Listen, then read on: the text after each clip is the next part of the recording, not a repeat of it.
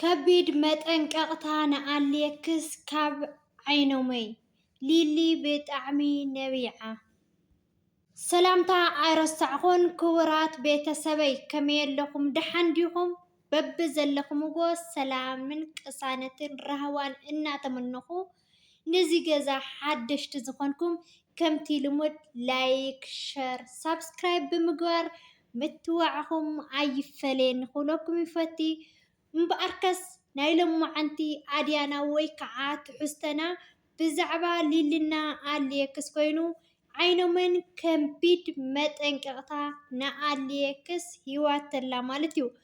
ሊሊ ሓፍትና ደሞ ብጣዕሚ እያ ነቢዓ። ኣብ ዝሓለፈ ከቢድ ችግር ተፈጢሩ ነይሩ። ሊሊ ንኣሌክስ ናይ መጨረሻ እያ ኢላ ተሰናቢታቶ ነይራ ማለት እዩ።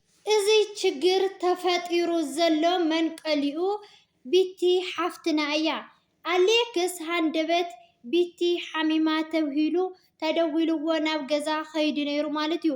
ይኹን ደኣ እምበር ከይዱ ሓሚማ ረኺብዋ ኣጋጣሚ ኮይኑ ዓርካ ንቢቲ ሓፍትና ኣፍቲ ገዛ ረኺብዋ ማለት እዩ። ንሳ ደሞ በጃኻ ኣነ ናብ ስራሕ እየ ሕዚ ክትሕግዘኒ ኢኻ ኣብ ጎና ክትከውን ኢኻ ኢላቶ ማለት እዩ። ሃንደበት ደሞ ሊሊ ሓፍትና ደው ኢላ ኣበይ ደኣ ኣለኻ ኢላቶ ማለት እዩ። ኣሌክስ ደሞ ኣብ ገዛ ዳቢቲ ከም ዘሎን ሓሚማ ደቂሳ ከም ዘላን ነጊርዋ ነይሩ። ይኹን ደኣ እምበር ሊሊ በምንም ተኣምር ክትኣምን ኣይከኣለትን እያ።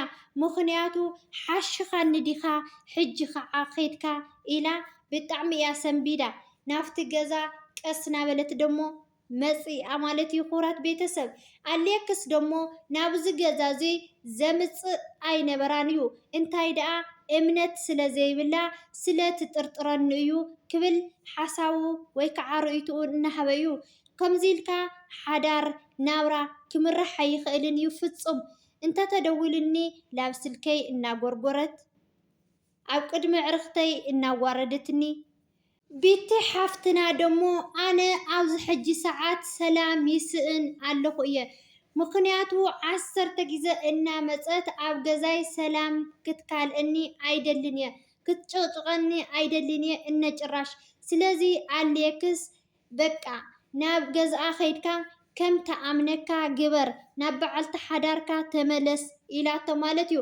ይኹን ደኣ እምበር ኣሌክስ ኣነ እነጭራሽ ክምለስ ኣይክእልን እየ። ምክንያቱ ዘቆልዓ ባህርያታ ሊሊ ክተስተኻኽል ኣለዋ መጀመርያ። ካብኡ እውን ንዓይ እውን ይቅርታ ክትሓተኒ ኣለዋ። ንዓይ ኣዋሪዳትኒ እያ፣ ዝኣኽለኒ ጨፍጭፋትኒ እያ። ኣነ ኣብዚ ሕዚ ሰዓት ሊሊ ብጣዕሚ በዲላትኒ እያ ዘላ። እስካብ ንስኺ ዝሐሸኪ ኣነ ኣብ ጎንኺ እየ ክኸውን ዝኽእል ኢልዋ ማለት እዩ። ይኹን ደኣ እምበር ቢቲ ሓፍትና ኣነ ዋላ ይሙት ስለዚ ንስኻ ናብ በዓልቲ ሓዳርካ ኪድ ሰላም ፍጠሩ ኢላቶ ማለት እዩ። ይኹን ደኣ እምበር ኣብ ዝሓለፈ ሰላም ክንፈጥር ኢልና ኩሉ ነገር ሓዲገ ገዛይ ተመሊሰ ነይረ እየ፣ ግን ብኣሽሙር እያ ትዛረበኒ፣ ብኣሽሙር እያ ትፃረፈኒ ነይራ ማለት እዩ ክብል ርእይትኡ ወይ ሓሳቡ እናሃበ እዩ ኣሌክስ ኣብዚ ሕዚ ሰዓት ማለት እዩ።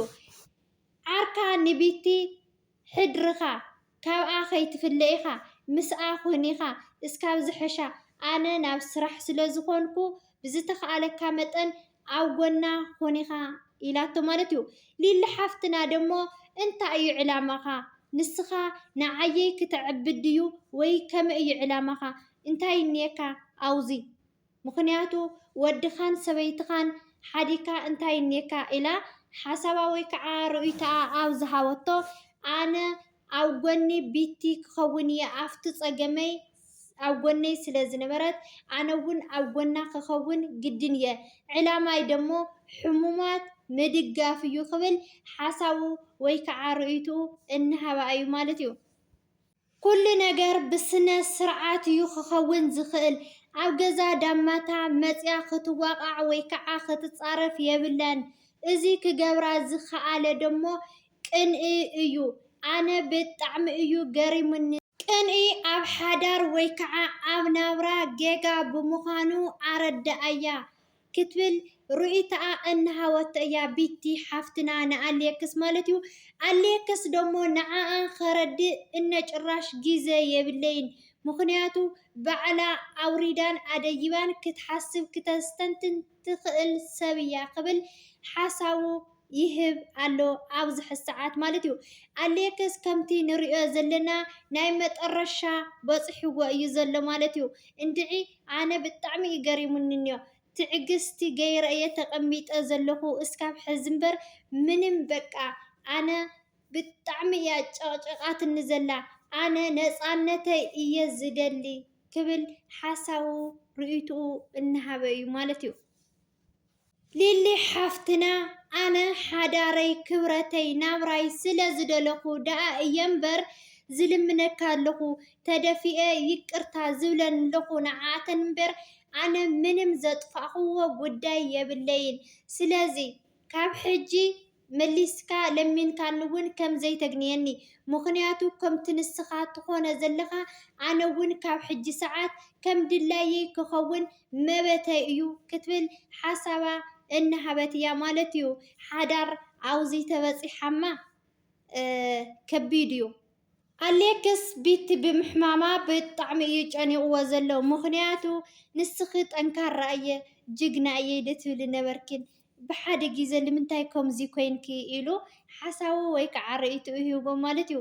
ንሳ ድሞ ኩሉ ግዜ ጠንካራ ክትከውን ኣይትኽእልን ኢኻ ኢላቶ ይኹን ደኣ እምበር ኣሌክስ ኣነ ተዓዚበኪ እየ ኣብ ዝሓለፈ ደስ ኢልካ ከምዘይሰደድክኒ ውሽጠይ እናተረበሽኩ እየ ከይደ ግን ደሞ ሰላም ክንፈጥር ዝብል ሓሳብ ስለ ዝነበረኒ እዩ እምበር ኩሉ ነገር ተረዲእኒ እዩ ክብል ሓሳቡ ወይ ከዓ ርእይትኡ እናሃበ እዩ ማለት እዩ።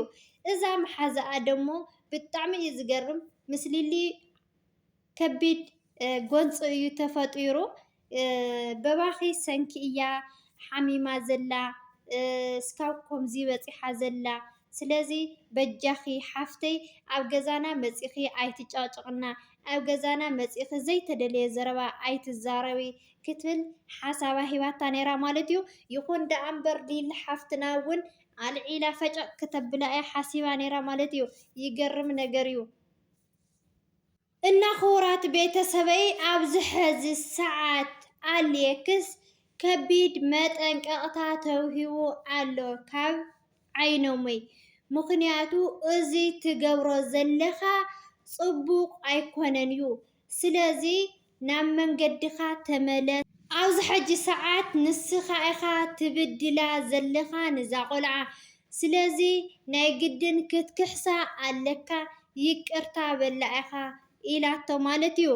ይኹን ደኣ እምበር ኣሌክስ ደሞ እዚ ነገራት እዚ ክቕበሎ ኣይከኣለን እዩ እነጭራሽ ማለት እዩ። ምክንያቱ ሊሊ ሓፍትና ብጣዕሚ ሓይላትኒ እያ ዘላ ኣብዚ ሕዚ ሰዓት ንዓይ ክብሪ እዩ ዝግበአኒ እምበር ንዓይሲ ኣብ ቅድሚ ዕርኽተይ ተዋርደኒ ኣብ ገዛ ዳማተይ መፅያ ተዋርደኒ ስለዚ ኣነ ከም ሰበይቲ ኮይነ ትሕት ክብል ንሳ ከም ሰብኣይ ኮይና ህግህግ ክትብል ኣይኮነትን እዩ ግድን ንሳ እያ ክተኽብረኒ ዘለዋ ክብል ሓሳብ ወይ ከዓ ርእይቱ እናሃበ እዩ። ክቡራት ተመልከትና ናይ ሎማዓንቲ ዝነበረና ፀንሒት እዚ ይመስል ነይሩ።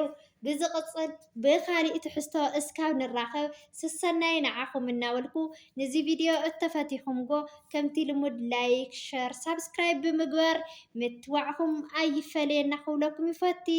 ኣብ ዳዕሮ ኮይንካ ቪድዮታት ንክትሰርሕ ከቢድ እዩ ግን ብዝተኸኣለና መጠን ጀጋኑ ኢና ጠንካራታት ኢና።